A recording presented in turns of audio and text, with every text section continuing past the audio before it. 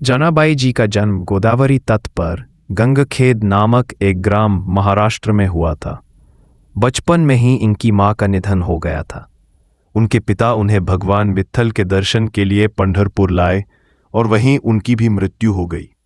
जनाबाई जी के हृदय में भगवत प्रेरणा से ये बात आई कि कोई भक्त अगर उन पर कृपा कर दे तो उन्हें भगवान का साक्षात्कार हो जाएगा। इसलिए जनाबाई जी ने 8 वर्ष की आयु में नामदेव जी महाराज के यहाँ सेवा करना स्वीकार कर लिया। नामदेव जी निरंतर भजन परायण थे और निरंतर भगवान के नाम में डूबे रहते थे। नामदेव जी जैसे महात्मा के यहाँ सेवा मिल जाना मतलब स्वयं प्रभु की सेवा से भी बड़ी सेवा मिल जाना था। जनाबाई जी के हृदय में एक ही बात थी कि वे नामदेव जी को प्रसन्न कर लें। जनाबाई अब नामदेव जी के पूरे परिवार की तन्मयता पूर्वक सेवा करने लगी। वह उनके घर के सभी कार्य जैसे कपड़े धोना, आटा पीसना, भोग तैयार करना, बर्तन मंजना, झाड़ू पोछा करना इत्यादि सब स्वयं करने लगी। जनाबाई को सेवा में बड़ा आनंद आने लगा। नामदेव जी की सेवा और संग के प्रभाव से उनका निरंतर नाम जप चलने लगा। जो नामदेव जी जप और कीर्तन करते थे वही जनाबाई जी भी कीर्तन और नाम स्मरण करने लगीं। नाम स्मरण करते करते कभी जब वह पोछा लगा रही होती तो एकदम से उनके हाथ रुक जाते और अश्रु चलने लगते और प्रभु के लिए विकलता प्रकट होने लगती। श्री जनाबाई जी की भवदशाएं आने लगीं और उनके हृदय में भगवान विट्ठल के प्रति प्रबल आसक्ति होने लगी। जब कभी सेवा के बाद कुछ समय मिलता तो वो मंदिर में जाती और ठाकुर जी को देखती रहती। ठाकुर जी को देखते देखते उनको एकदम से विकलता होती और वो रोने लगती। जब आनंद बढ़ता तो वो नाचने लगती। जनाबाई जी की यह दशा केवल श्री नामदेव जी की सेवा से होने लगी। जनाबाई जी सभी कार्य करते हुए सावधानी रखती कि सेवा में कोई त्रुटि न हो और नाम विस्मरण न हो।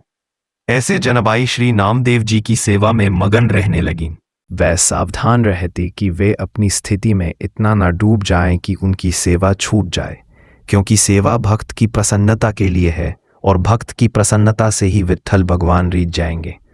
उनके हृदय की इस धारणा और भगवान के नाम का ऐसा प्रभाव हुआ कि अब उनके आंसू नहीं रुकते थे। सभी कार्य करते हुए उनका अश्रु प्रवाह होता रहता था। जिस स्थिति की बड़े बड़े साधु और उपासक आकांक्षा करते रहते हैं वह जनाबाई को केवल भक्त संघ की कृपा से प्राप्त हो रही थी। एकादशी के दिन नामदेव जी के यहाँ रात्रि में भक्त मंडली एकत्रित होकर कीर्तन करती थी। कोई मृदांग बजाता, कोई करताल बजाता, कोई नृत्य करते हुए नाम कीर्तन करता, कोई प्रभु की आनंदमय लीलाओं का गायन करता तो कोई एकांत में बैठा हुआ उन लीलाओं और कीर्तन को सुनकर अश्रु प्रवाह करता। नामदेव जी के यहाँ पूरी एकादशी की रात्रि को ऐसा कीर्तन होता और जनाबाई सब संतों की सेवा करके एकांत कोने में खड़ी रहती। वो नामदेव जी और बड़े बड़े भक्तों की भावदशाएं देखते थी तो उनके हृदय में विकलता और बढ़ जाती थी। संकीर्तन के आनंद सागर में वे पूरी रात डूबी रहती थीं। उनको ये पता ही नहीं चलता था कि रात्रि कब व्यतीत हो गई। यही है महाप्रेम का स्वरूप। प्रातःकाल होते ही भक्त मंडली चली जाती और जनाबाई भगवत प्रेम की मदकता में बावरी हुई ठाकुर जी की प्रसन्नता के लिए श्री नामदेव जी की सेवा में मगन रहने लगती। एक दिन एकादशी की रात्रि में जनाबाई भाव में ऐसी डूबी हुई थीं कि सुबह हो गई और उनकी सेवा बाकी रह गई। घबराते हुए उन्होंने सोचा कि पहले वस्त्र धो लें। जब वह चंद्रभागा नदी के पास पहुंची तो उनके मन में बहुत सी चिंताएं एक साथ आने लगी। वह सोच रही थीं कि अभी तो बर्तन धोने हैं और ठाकुर जी की सेवा के लिए पानी भी भरने जाना है। आज तो बहुत देर हो गई, कैसे मैं सब सेवाएं पूरी कर पाऊंगी। वह ये सोच ही रही थीं कि एक वृद्ध माता उनके पास आई और कहा कि जनाबाई तू चिंता क्यों कर रही है, तू जाकर बाकी के काम कर ले, मैं तेरे सारे कपड़े धो देती हूँ। जनाबाई ने कहा कि आप मेरा काम क्यों करेंगी। वृद्धा ने कहा मैं सच्ची सफाई और धुलाई करना जानती हूँ। जो कपड़े मैं एक बार धोती हूँ वह दोबारा गंदे नहीं होते। जनाबाई समझ नहीं पाई। बुढ़िया ने प्रेम से कहा कि तू चिंता मत कर, तू मेरे जैसे कपड़े साफ नहीं कर सकती। जनाबाई ने कहा कि अब मुझे तत्काल नामदेव जी के घर जाना होगा क्योंकि मैंने बर्तन नहीं धोए। वो ये कहकर और कपड़े वहीं नदी के किनारे छोड़कर चली गईं। जनाबाई बर्तन धोकर और जल भरकर वापस आईं तो उन्होंने देखा कि उन माता ने सब कपड़े धोकर सुखा दिए थे। जनाबाई ने देखा कि सारे कपड़े एकदम साफ हो गए थे। जनबाई ने हाथ जोड़कर कहा कि आप जैसा उदार तो मुझे जीवन में कोई नहीं मिला। जनबाई ने बोला कि मैं आपका बहुत आभार मानती हूं। माया ने कहा कि आभार की क्या बात है, मैं तो तुम्हारी ही हूं। अपनों से आभार थोड़ी प्रकट करते हैं, ऐसा कहकर मुस्कुराते हुए वह वृद्ध माई वहां से जाते जाते उन्होंने कहा, अगर कभी भी जरूरत हो तो मुझे याद कर लेना। तुम जब याद करोगी तो मैं तुम्हारी सेवा के लिए उपस्थित हो जाऊंगी। जनाबाई जी भव में डूब गईं, क्योंकि उस वृद्धे की मुस्कुराहट ने उनके हृदय में आनंद का वर्धन किया। जब चेतना आई तो उन्होंने सोचा कि मैंने तो पूछा ही नहीं कि वो कहाँ रहती हैं और उनका नाम क्या है।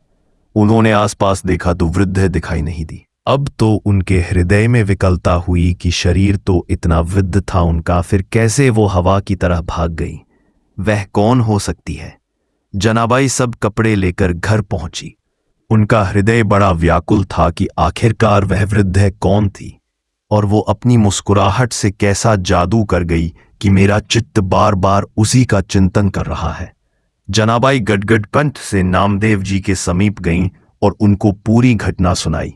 नामदेव जी ने तत्काल जनाबाई जी से कहा, अरे वह और कोई नहीं था, वह तो विट्ठल ही थे। नामदेव जी को आश्चर्य हुआ कि विट्ठल जी जनाबाई से कितना प्यार करते हैं कि उन्होंने स्वयं आकर उनके सब कपड़े धो दिए। कैसा महिमा में स्वरूप है भक्ति का। श्री नामदेव जी ने कहा कि जनाबाई, तेरे तो आहो भाग्य हैं कि तेरे ऊपर ठाकुर की कृपा हुई, तू समझ नहीं पाई। अब तो जनाबाई के हृदय में और प्रणय कोप बढ़ गया कि प्रभु आए भी तो ऐसे छलिया रूप लेकर आए। जनाबाई रोने लगी कि इतने छलिया हो कि आप आए भी और मुझे परिचय भी नहीं मिल पाया, और दूसरी बात कि आपने मेरे लिए इतना कष्ट सहा, मेरे लिए इतने सारे कपड़े धोए। प्रभु सदैव अपने भक्त के पीछे पीछे घूमते हैं। परम स्वतंत्र ईश्वर को अगर कोई बांध सकता है तो वह है केवल उनके भक्त। एक बार जनाबाई जी प्रेम में मगन होकर झाड़ू लगा रही थीं और उन्होंने कूड़े का ढेर लगाया। जब वह कूड़ा भरने के लिए आईं तो उन्होंने देखा कि टोकरी लिए हुए प्रभु खुद कूड़ा भर रहे थे। अब वो बुढ़िया के रूप में नहीं आते थे, अब वह साक्षात विट्ठल के रूप में आते थे। चक्की में आटा पीसते हुए जनाबाई कभी कभी पड़गाते हुए भाव में डूब जाती और इस वजह से चक्की रुक जाती। सेवा में कहीं देर ना हो जाए इसलिए ठाकुर जी खुद आकर चक्की पीसने लगते। प्रभु जनाबाई का अभंग सुनते रहते और जनाबाई जी प्रेम में मगन रहती। जनाबाई जी घर में जब झाड़ू लगाती तो कचरा स्वयं विट्ठल भगवान उठाते। वह टोकरी को सर पर रखकर जनाबाई जी के पीछे पीछे दौड़ते। भक्ति की कैसी अद्भुत महिमा है। भक्त की भक्ति से प्रभु अधीन हो जाते हैं। बार बार विट्ठल जी यही कहते कि जनाबाई, मैं तुम्हारा ऋणी हूं, मैं कैसे ये ऋण उतार सकता हूं, मुझे बता दो। तुम मेरे भक्त नामदेव जी की सेवा करती हो। जनाबाई अगर ओखली में धान कोटती तो प्रभु सामने खड़े होकर मुस्कुराते रहते। ये सब भक्त नामदेव जी की कृपा से हुआ। वे कहती कि जब मैं नामदेव जी की दासी बनी, जब उनकी सेवा की, तो मैंने पाया कि दूसरा कोई है ही नहीं, एकमात्र मेरे विट्ठल ही चराचर जगत में व्याप्त हैं। वो सदैव मेरे सहयोग में है, मेरी सेवा में मेरे समीप हैं। ये सब मैं नामदेव जी की दसाता से जान पाई। प्रभु मेरे पीछे पीछे दौड़ रहे हैं, ये सिर्फ नामदेव जी की दसाता के कारण ही हुआ। एक दिन भगवान विट्ठल का बहुत महंगा आभूषण चोरी हो गया। जनाबाई जी सेवा करने के लिए मंदिर जाती थे। सबको संदेह हो गया कि जनाबाई जी ने ही वो आभूषण चोरी किया होगा। ये बात फैल गई। जनाबाई को लोग कलंकित करने लगे कि ये बहुत भक्त बनती है, लेकिन देखो इसने ठाकुर जी का आभूषण चुरा लिया। जनाबाई जी को सभा में बुलाया गया और पूछा गया कि तुमने वो हार चुराया है क्या?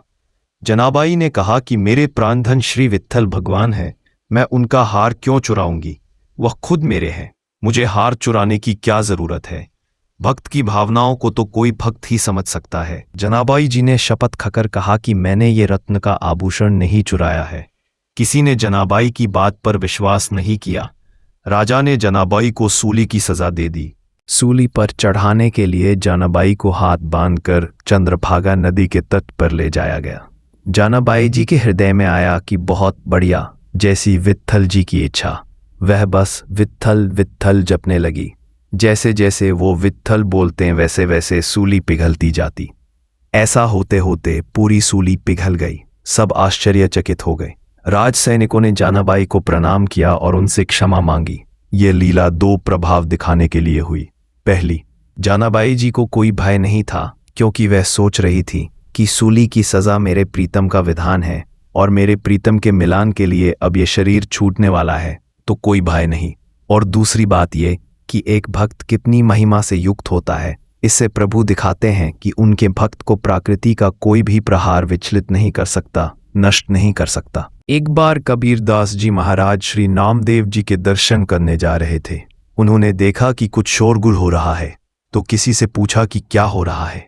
उन्हें बताया गया कि जनाबाई जी किसी स्त्री से लड़ रही हैं। कबीरदास ने पूछा कि जनाबाई कौन है, तो उन्हें बताया गया कि वह नामदेव जी की सेवा में रहती हैं। वे नजदीक गए तो पता लगा कि लड़ाई गोबर के कंडों पर हो रही है। उनके मन में विचार आया कि एक भक्त कंडों के लिए कैसे लड़ सकता है। वह ऐसे ही आनंद मगन होकर उनका झगड़ा सुनने लगे। वह दूसरी स्त्री कह रही थी, कंडा मेरा है। जनाबाई ने कहा, नहीं, मेरा कंडा है। उस स्त्री ने जनाबाई से पूछा कि तेरे कंडे की पहचान क्या है। जनाबाई जी ने बोला कि कान में लगा के सुनो, मेरा कंडा बोल रहा है विट्ठल विट्ठल। ये आश्चर्य की बात है, जब वस्तु से नाम गूंजने लगा। जब सामने वाली स्त्री ने भी सहमति दी कि कंडे से विट्ठल विट्ठल सुनाई दे रहा है, तो कबीरदास जी को भी लगा कि देखा जाए कि ये बात कितनी सच है। कबीरदास जी ने भी कंडे को कान पर लगाया तो विट्ठल विट्ठल सुनाई दिया। उन्होंने जनाबाई जी के चरणों में प्रणाम किया।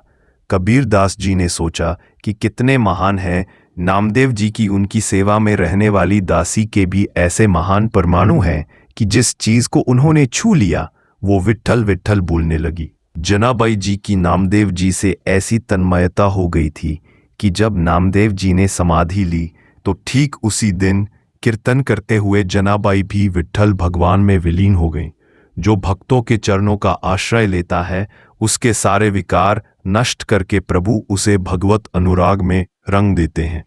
इस प्रसंग से हमें सीखने को मिलता है कि किसी भक्त की सेवा का इसे प्रभु कितने प्रसन्न होते हैं और भक्तों के प्रति श्रद्धा रखने से भगवत प्राप्ति कितनी सरल हो जाती है।